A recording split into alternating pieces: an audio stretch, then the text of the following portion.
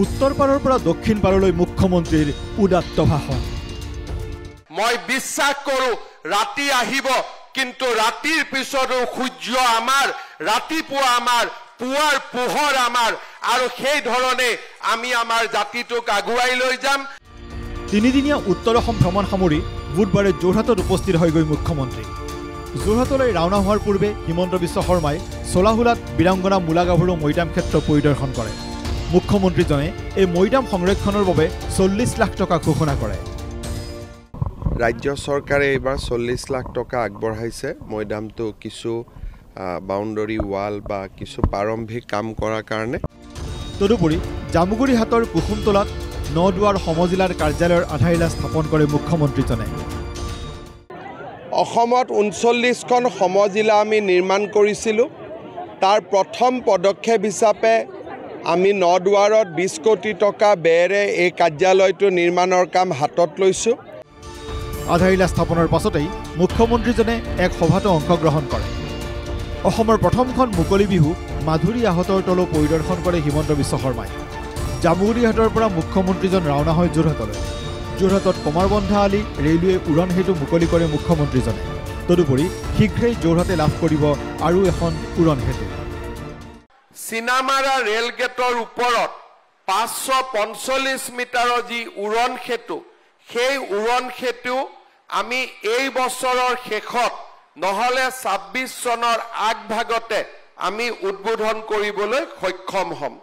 ভোগদৈ দলং সংযোগী আমাৰ যিখন নতুন উৰণীয়া সেতু, সেই উৰণীয়া সেতুৰ নিৰ্মাণৰ কামো তীব্ৰ গতিত আগবাঢ়িছে।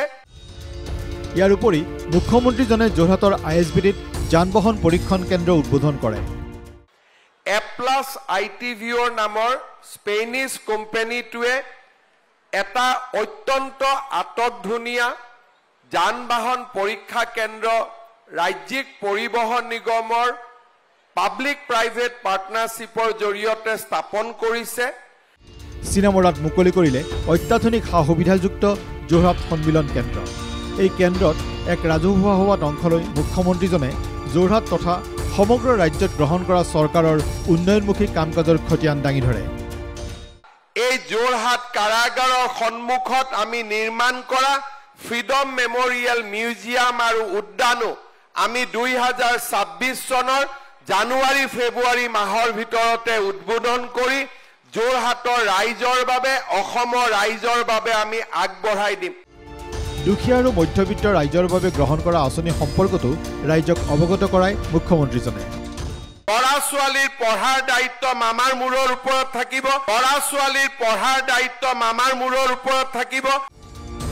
বাজেটত ঘোষণা কৰা কৃত্ৰিম উপগ্ৰহৰ প্ৰসংগও দাঙি ধৰে হিমন্ত বিশ্ব শৰ্মাই।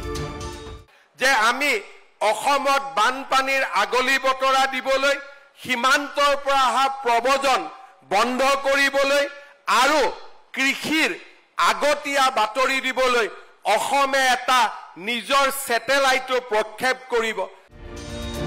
ধুতি লুঙিৰ প্ৰসংগৰে বুধবাৰে কংগ্ৰেছৰ বিৰুদ্ধে পুনৰ সৰব হয় হিমন্ত বিশ্ব শৰ্মা। 2016 চনত আমি যদি এটা শুদ্ধ সিদ্ধান্ত নললোহেঁতেন, আজিও আমি ধুতি কম্বল লুঙি আৰু সূতাৰ মাজত আমাৰ জীৱনৰ চাকনৈয়া ঘূৰি থাকিলেহেঁতেন। মুখ্যমন্ত্ৰীজনক জামুগুৰিহাট আৰু যোৰহাটৰ কাৰ্যসূচীত সংগ দিয়ে স্থানীয় বিধায়কসকলৰ লগতে মন্ত্ৰী অজন্তা নেওগ, যোগেন মোহন আদিয়ে। Bureau report NKTV।